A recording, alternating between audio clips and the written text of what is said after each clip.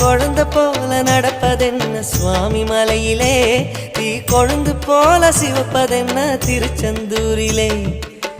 குழந்தை வேலன கொஞ்சி விளையாடலாம், கோபக்கார குமரன எப்படித்தான் ஆடலாம்.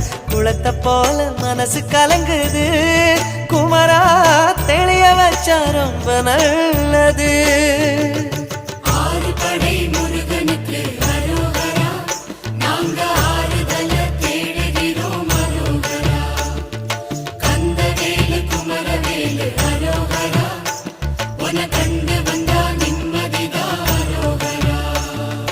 பழனியிலே சந்நியாசி, தணிகையிலே சம்சாரி, ஓம் கணக்கு புரியலையே முருகா, ஓம் கணக்கு புரியலையே முருகா.